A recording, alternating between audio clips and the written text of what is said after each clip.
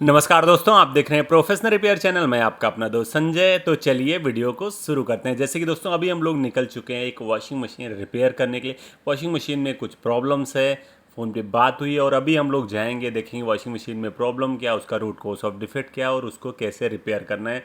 Problem क्या है कि वॉशिंग मशीन बहुत ज़्यादा अनबैलेंस हो रही है और वो बहुत ज़्यादा नॉइस क्रिएट कर रही है, जिसकी वजह से कस्टमर ने कंप्लेन लॉक कराया। और अभी हम जाके एक एक चीज़ों को चेक करेंगे और प्रॉब्लम क्या है इस वीडियो में आगे आप देखिए।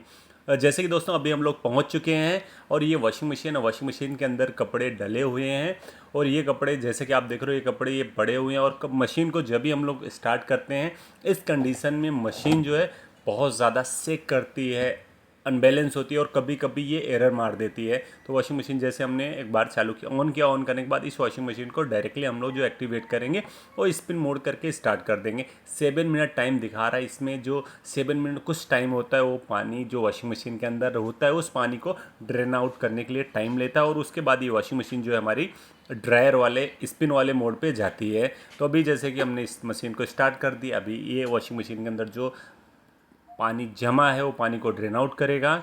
और कभी कभी मशीन जो है बहुत ज़्यादा, अगर आपकी भी वॉशिंग मशीन चूँकि मेजरली जो प्रॉब्लम्स आती है वो अनबैलेंसिंग की आती है। मशीन चाहे जैसी भी हो, जिस भी ब्रांड की हो, कपड़े अगर अनबैलेंस रहेंगे तभी भी बहुत ज़्यादा नॉइस करेगी और मशीन सेक करेगी। और दूसरी चीज़ होती है कभी इसके अंदर कुछ प्रॉब्लम्स होती है, उसकी वजह भी ऐसी हो सकती है। और कभी जो ड्रेन आउट पाइप होती है वो पाइप की हाइट ज़्यादा होती है और पानी जो है वॉशिंग मशीन का प्रॉपर ड्रेन आउट नहीं हो पाता, उसकी वजह से भी ऐसी प्रॉब्लम होती है। तो ये वॉशिंग मशीन में जैसे कि आप देख रहे हो अभी हमने इसको स्टार्ट कर दिया है और स्टार्ट करने के बाद एक एक्स्ट्रा नॉइस क्रिएट कर रहा है। जैसे कि आप देखो बहुत ज़्यादा सेकिंग है और उसमें एक्स्ट्रा नॉइस भी क्रिएट कर रहा है।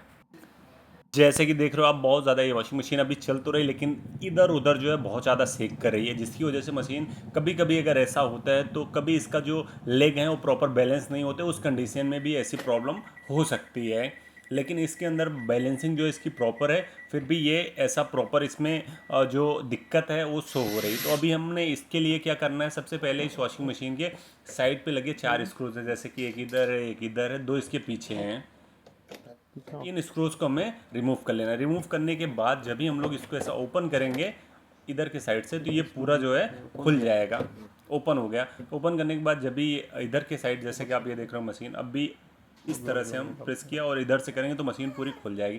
खुलने के बाद जैसे कि आप देख रहे हो ये पूरी मशीन का जो ड्रम है वो 4 सस्पेंशन के ऊपर बेस्ड होता है। कभी यहाँ वॉशिंग मशीन में कपड़े आपने अंदर डाले और कपड़े जाके यहाँ पे फंस गए या नीचे फंस गए सस्पेंशन में, तो उसकी वजह से भी मशीन जो है अनबैलेंस हो सकती है।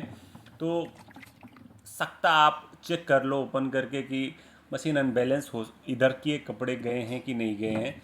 और दूसरी क्या चीज़ होती है कि यहाँ पे जो आपको लगा हुआ है कबर, कबर के अंदर जो है इनसाइड ड्रम होता है, उसके अंदर भी कपड़े चले जाते हैं।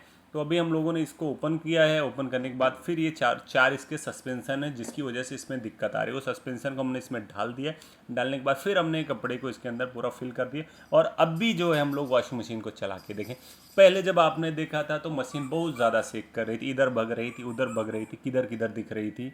लेकिन अभी जो है इसके अंदर अभी कपड़े का लोड भी ज़्यादा है।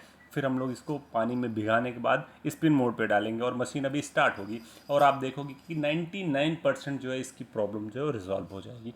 तो ज़्यादातर जो मशीन में प्रॉब्लम्स आती है वो सस्पेंशन का इशूज़ हो सकता है। कभी कभी हो सकता है कपड़े इधर उधर जाके गिर गए जो कि सस्पेंशन रॉड से लग चुके हैं, उसकी वजह से भी हो सकता है।